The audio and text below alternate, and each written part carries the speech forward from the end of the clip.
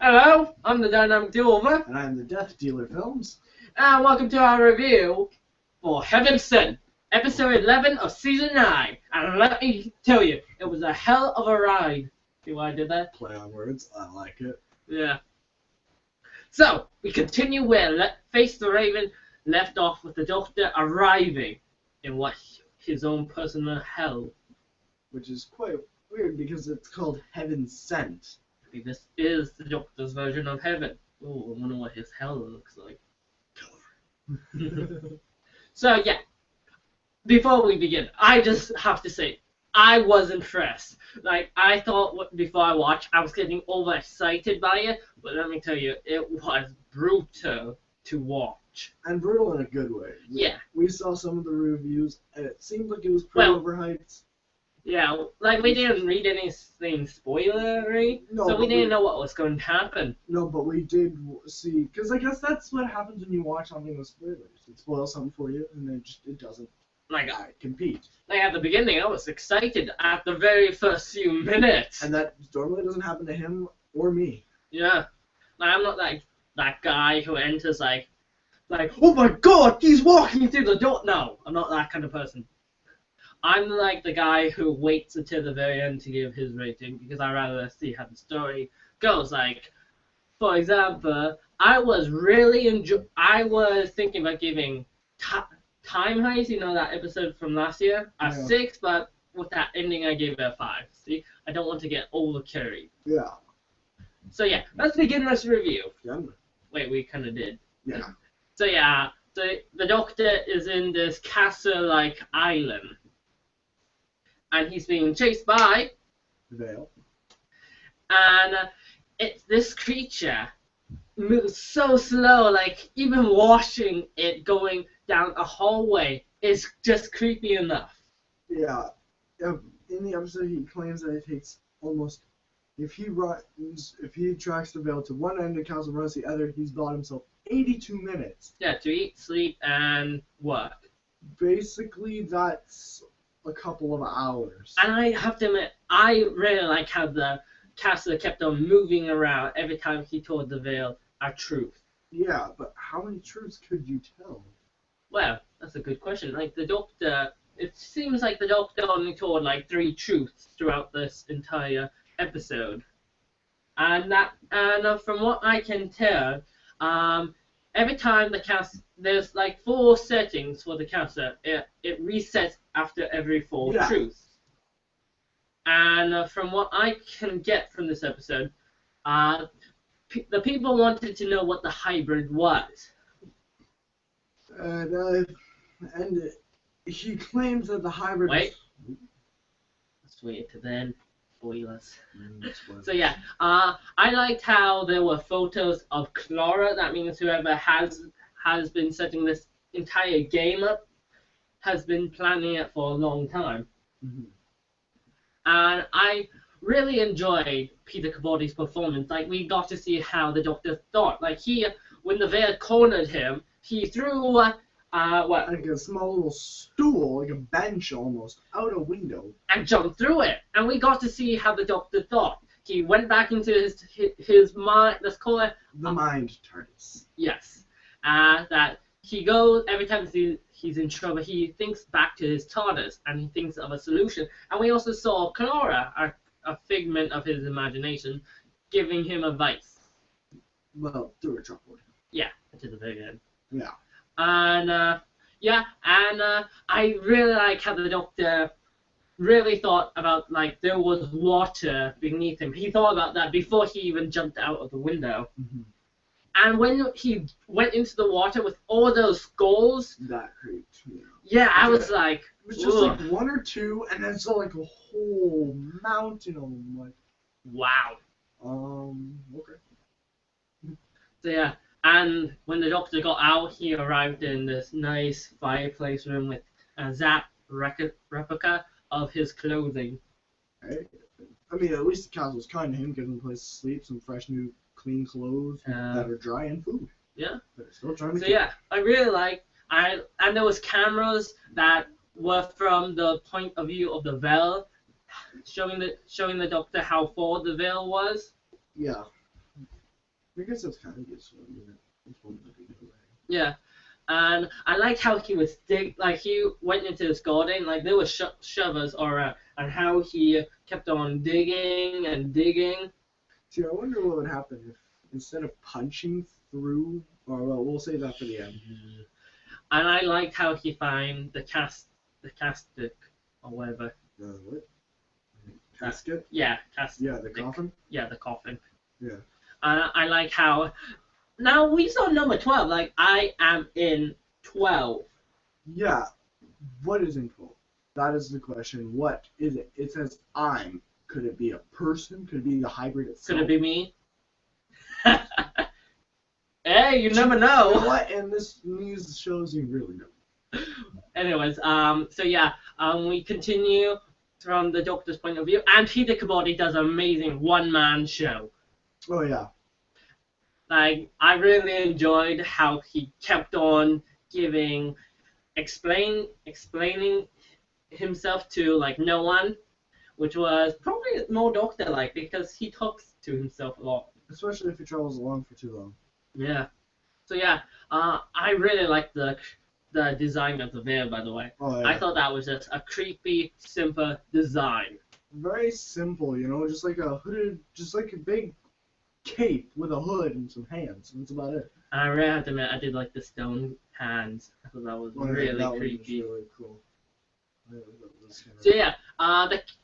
So when the veil's about to get the Doctor, he tells it a truth that for example, the reason why he left Gallifrey was because he was afraid of something, and he just wanted to get away of it. And the veil stopped, and the caster moved. Yeah, and the veil disappeared. Actually, no, did it? Yeah, it kind of, yeah. No, he got away. He jumped out. Yeah, and then, he jumped out of the hole in the ground and then ran. So yeah, he kept on looking through all the rooms from the castle. Yeah. And until he finds room 12. And during this event, when he's going through the castle, he heads back to the room he first arrived in, and there's a skull on the ground with the words bird. Bird. What would that mean? Well, anyways, he grabs the skull, and another door open. What the heck are you doing? I have no idea. It's just. So yeah, he heads up those stairs, and he's at the top of the castle. Which we thought at the beginning could have been room 12, but no, it wasn't a room. It was just. It was a tower. It was the top of the tower. And how he puts the skull on the edge, and how he says to anyone really that the stars are our place. Which is a big lie. Yeah. And he finds stone number 12, but it's just a stone wall. He has to tell another truth to gain access. Mm-hmm. So yeah, he heads back out there, explaining that these stars couldn't be in the position they are because he never traveled through time. Yeah, he wouldn't. The stars wouldn't move unless he traveled through the time-space continuum. Yep. So another thing I quite like, how the veil arrived to him, how he tells him that he knows what the hybrid is, but isn't going to tell him. So the rooms change again because he told another truth, and he hits down and he finds this. What did he call it? I'm not sure. It was 400 times stronger than diamond. Yeah, a wall 400 times stronger than diamond, which looked amazing. It looked like it was just petroleum jelly. But then it exploded. I kind of got to the gold feeling to it. I don't know. I felt like it was just kind of like a real solid, hard piece of thick glass. And when you punch it, I go with gold. It sounds cooler. So yeah, I like how he tells the veil that he is not going to tell it any more lies. That he is with any more truth. Any more truth. He's got no more truth to tell. Well, which is a lie. So yeah, he starts punching on the wall over and over till the veil catches up to him and kind of burns his face. Give him the old Harvey Dent look. Except less bloody creepy. and bloodier. Yeah. So yeah, he's now dying. The Doctor is now dying, and he climbs the stairs all the way back to where he first arrived. And he says that the teleporter keeps like a copy of him alive So he powers it up, by using his own life force. brings back a clean version of him. He goes through all the steps again. And that version of him that gave the life force is now just the skull on the ground. And that skull that he put, those skulls in the water, you see, that skull he put on the edge in the last life, It's his own. yeah, it fell into the water. He has been doing this like for over 2 billion, exactly over 2 billion years. Yeah, and it only looks like he was there for a few days. Well, yeah, at least. So how many times he has done that? So, like, the word bird is just a story that he heard from the Brothers Grimm. And that's why because the last one kept on writing bird, and the rooms kept on resetting to the how it was before he got in there. Exactly, so he'd have to keep writing the word bird. Yeah, so every time he kept on breaking this glass, and it was so brutal to watch. It really had me on my edge on my seat. Like, I felt sorry for the Doctor. Well, he kept punching something that's 400 times stronger than diamond. You at least would have broken your hands. I think he did. Except you wouldn't be able to keep punching him. Your hand would be. Well, he's a Time Lord.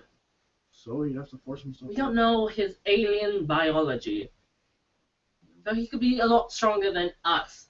And his bones could be hard. He fell to his death once and there was no blood, so let's not talk about his biology, okay? Let's get back to the plot. Okay, so great, you made me lost. Oh yeah, diamond. So yeah, he kept on breaking it, and he kept on trying to finish the story, but every time he gets killed by the Veil, and 2 billion years later, he manages to punch through this diamond-ish and substance. the Veil just fell apart. It was like clockwork. It was just a bunch of gears and cogs. Yeah. So he steps through this portal now, and he arrives on a desert surface, and he runs into this boy. You can take it from here. He runs into the boy and tells him, go into the city, find someone powerful, with authority, and tells him, I'm back. I took the long way around. I took the long way around. He's back. And the boy runs to, let's say it together, Gallifrey. Oh, the Doctor is on Gallifrey. The Doctor has come home, but is his home the same? He always mentions the hybrid as a half Time Lord, half Dalek. But then it turns out he is might. He says he is the hybrid. The hybrid. Is he right? Or is he wrong? So, what are your thoughts for the episode? Oh, that was a good episode. It's probably one of the best I've seen for that Doctor. No, one of his best. Yeah, and I really think that he's come a long way since season 8. Which was 1 year ago, so not that far. Yeah, but still, I mean, English TV show could be a fun. Yeah. I give this a definite. Well, what I thought about this episode, we had a lot of great acting from Peter Capaldi. The direction was amazing. I really enjoyed the writing, and I enjoyed all those scenes in the Doctor's mind, and I quite liked the Veil. I really hope the second part, Hellbent, is going to be a good episode. And I really can't wait to see what's going to happen from next week. It looks like we have Daleks, Weeping Angels, Cybermen, the Time Lords, the Sisterhood of Khan. Who knows what's going to happen? Oof. Well, my rating is 9 out of 10. Agreed. So, I'm the Dynamic Duover. I'm Death Dealer Films. And until next time, I shall be seeing you for Hellbent.